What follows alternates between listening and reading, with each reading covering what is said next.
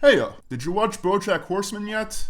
I don't know if I want to. It looks like the animated version of that random horse head costume gag that everyone thinks is 100 times funnier than it really is. Nah, come on, you gotta watch it. BoJack Horseman changed my life. A cartoon about a talking horse changed your life. Hey, didn't a cartoon about a talking horse change your life? Just watch the show. Alright, fine, I'll watch the show. Just please stop calling this number. I don't even know who the hell you are. That was alright, I guess. But I don't see what the fuss is about. I mean, it's just another typical adult cartoon. It's another show about another asshole with random cutaway gags and a good helping of gross-out humor. Not to mention that animation isn't really doing much for me. And who the hell could relate to a character like BoJack? He's a rich, washed-up asshole. Who would want to relate to a character like BoJack? But I got the whole season, so let's keep going. Well, that was surprising. Goddamn, BoJack. How could you? Let me guess, though. Next episode, we're back to square one, and this will never be mentioned again, except as maybe some random throwaway gag. That's how this kind of show works, right? Okay, that is not how this show works. At all. I think I kind of like this show. But I don't think that the show is going to top that. Okay, this show topped that. So that's how you could relate to a character like BoJack. But still, I have to wonder if you would want to. This kind of show, it makes you realize parts of yourself that you've been hiding from. And it's not a pleasant feeling. Holy shit. So, that's how you end an episode. I'm not crying. Come on. There's only one more episode. I can do this. Fuck.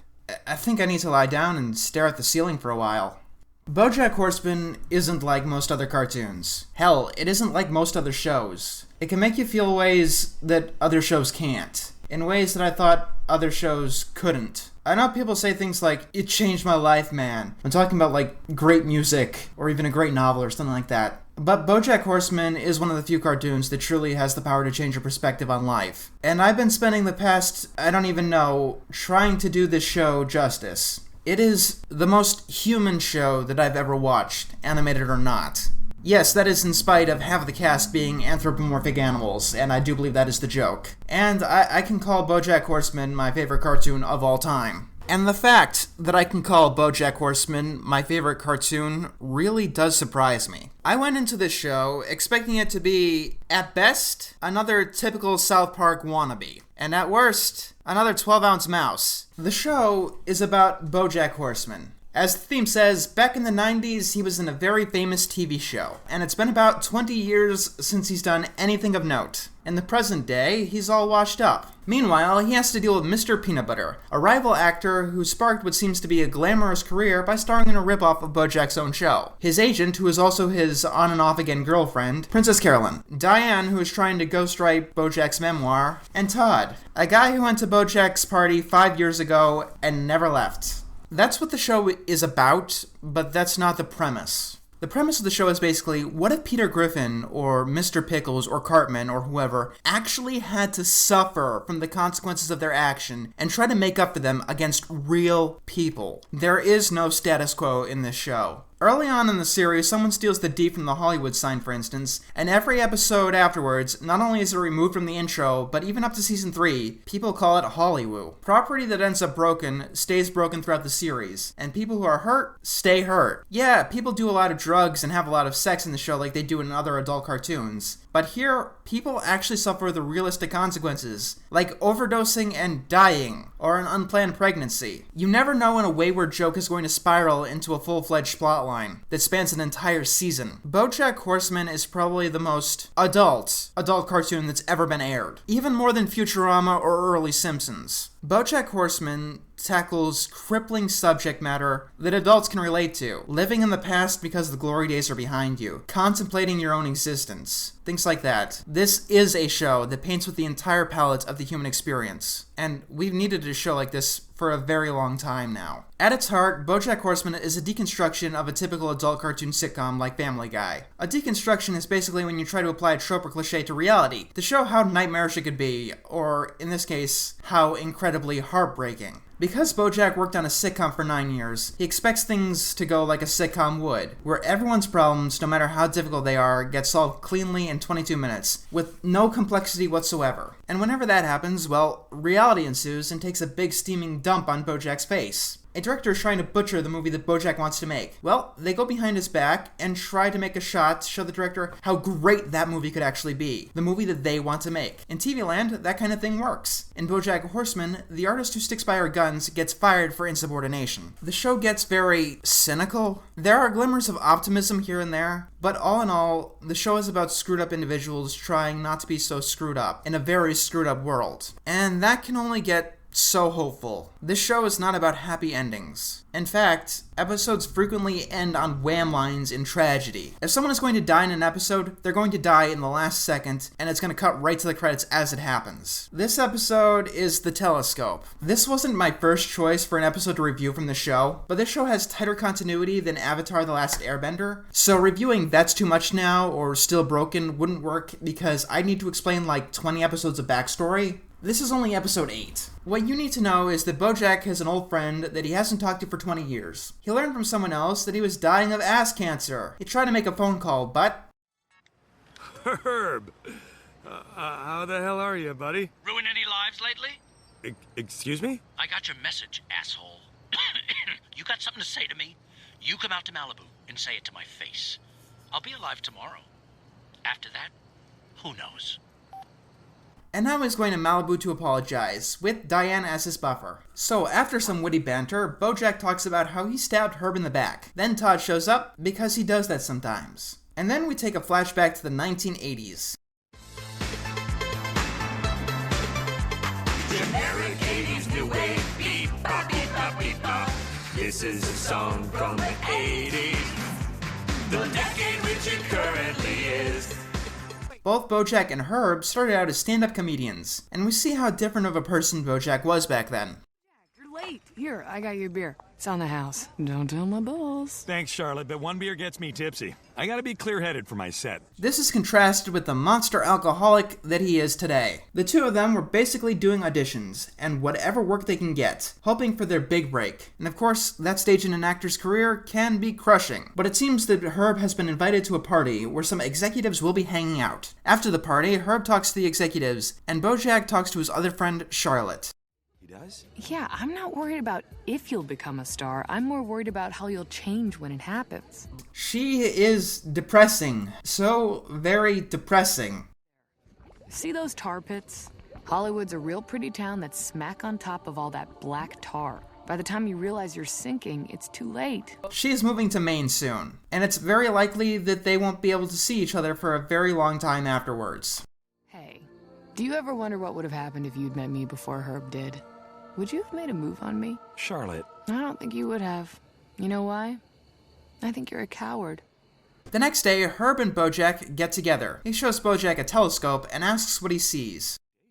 I see a city that you and I will run someday. And when we're both famous and have everything we've ever wanted, we'll come back here together and high-five. Apparently, the executives bought Herb's new show, Horsin' Around, and he got BoJack the role as the star. And of course, Herb kisses BoJack. This is gonna come back later. BJ, can you believe it? We're gonna make an actual TV show! One that takes an unflinching look at the gritty reality of the American family. Just kidding! Let's get rich! Despite being soul-crushing, this show definitely has a lot of good jokes. The show that they end up working on is pretty much Full House. Everything about it was made to be incredibly reminiscent of Full House. The show that pretty much uses the standard sitcom formula and nothing else. Then comes the 90s. Generic 90s grunge song. Everyone in Flanders. Generic 90s grunge song. Something from Seattle. And we see that BoJack is kind of unpleasant as an actor, having changed a lot already. And we already see that there's some tension between BoJack and Herb. BoJack's agent gets him on the phone, and he says the big film that BoJack always wanted to star in, Secretariat, is finally available. And BoJack's got the starring role, as long as he stays out of any controversy. Unfortunately, controversy rears its head all too quickly. indecency. Police say Mr. Kazaz was caught in the middle of lewd acts with another man. And of course, being the 90s, it makes many people to call for the show's cancellation. So Herb comes to confide with BoJack. The network wants Herb gone, so he asks BoJack to stick by him. He tells BoJack to threaten to walk. Before long, a network executive comes to see BoJack, and as expected, she tells BoJack that they're getting rid of Herb. I wouldn't do that. BoJack, I think you're a star. And sometimes being a star means making tough choices. And ultimately, BoJack Horseman is a show about the choices we make. BoJack stabs his friend on the back and continues to work on the show. It's a foregone conclusion. We already know this. And here's the thing, he eventually gets everything that the executives said that he would. He really gets that kind of life. And the show goes on to show how empty it is. In fact, this one moment changes a lot of the show up to this point. I can't tell you all of the details because that would involve going into detail about 3 seasons, but it makes the consequences real. It's not what happens to BoJack that determines who he is, but the choices that he makes. And that's true for all of us. We decide what's valuable to us as we make them, and at the same time, we decide what isn't. Secretariat went into turnaround, and BoJack didn't talk to Herb for another 20 years after that. So Todd stays in the car, tasked with turning it around, while he and Diane go inside Herb's. And we see that Herb is dying of cancer, and he's still really angry at BoJack. Sure? Because if that knife ain't sharp enough, I got another that you left in my back 20 years ago. Should have seen that coming. Who asks about utensils? Also, a couple of women try to use Todd as a getaway driver, and that's the whole thing that's not really important right now. Diane tries to get the two guys to see eye to eye, and it seems to be working. Herb seems to have had a good life. He opened a charity, and he even met the president at one point, while BoJack has largely done nothing except for that TV show. Herb even kept in touch with Charlotte, and the visit seems to have went well. This isn't about wine, BoJack. If you have something you need to say to someone, you should do it while you have the chance, because before you know it, it'll be too late. So BoJack goes in to apologize, and then this happens. So, you're apologizing? Yes. I'm sorry. Okay. I don't forgive you. Herb, I said I'm sorry. Yeah. And I do not forgive you. Not sure you get what's happening here. This could be the last time that No. I'm not going to give you closure. You don't get that. You have to live with the shitty thing you did for the rest of your life. You have to know that it's never, ever going to be okay. This is an amazing scene, one of my favorites, and it's probably the moment that this show becomes great. It's one of the first moments where BoJack expects life to turn out like a sitcom, but life becomes all too happy to correct him. Things aren't solved cleanly in 22 minutes, and BoJack is called out for being selfish or cruel as he is. Sometimes you can't fix what you broke, and nothing can change that. And it shows how complex BoJack himself is. He's shown as a character who is constantly living in the past, or trying to reclaim the glory days, but he's also running and hiding from it on some level. And there's one more thing, the F word. My fault you got fired. I don't care about the job! I did fine. I had a good life. But what I needed then was a friend. And you abandoned me. And I will never forgive you for that. Now get the fuck out of my house. The writers have a rule for it. It can only be used once per season, and it's always used when BoJack irrevocably destroys a relationship. Like I said before, this isn't really a show for people who like happy endings. They come every now and then, but the show can get really deep. Not stupidly pretentious, not annoyingly edgy, but actually deep. BoJack sees the telescope on his way out and grabs it. Herb attacks him, and the two of them end up in a fight. And the fight ends up smashing the telescope, as a further metaphor for their broken friendship. You know what your problem is? You want to think of yourself as the good guy. And I can tell you that you're not. In fact, you'd probably sleep a lot better at night if you just admitted to yourself that you're a selfish goddamn coward. Takes whatever he wants and doesn't give a shit about who he hurts. So, after a mention of Herb's funeral, BoJack pulls the car over. No, it's okay. Full truth. Like we agreed. Warts and all. Doesn't matter anyway. I don't even care what anybody thinks anymore. And then he kisses Diane, who is engaged. This isn't the episode that I most wanted to review, and maybe I'll come back to the show at a later date. If you can get through the first few episodes, which is a bit of a climb, you're in for something special, something unlike any other cartoon. I've had animations make me feel existential or sad or things like that, but BoJack is something that I can barely describe. It's very easy to relate to BoJack, but you don't want to. The show asks numerous questions, but one of the most poignant is, can people change? In episode 4, it's outright stated that no, they cannot. But considering that was said by a BuzzFeed writer, I don't know how serious that was supposed to be. BoJack tries to change. He tries a lot, but his own demons and who he is keep on coming up time and time again to basically sabotage things. He ends up alienating anyone who tries to get close, sometimes intentionally, sometimes not. We saw BoJack himself change in this episode, but was the BoJack we see now just because of the absence of corrupting influences? Was he always this person who just didn't have the spotlight on him? Makes you wonder, am I going to be the same person I am now forever? And why does the possibility of a yes scare the hell out of me? I know that there are going to be decisions that I'll have to make, and if I'm the same person I am now, I know I'm going to make the wrong ones, because they're the only ones that I'm capable of making.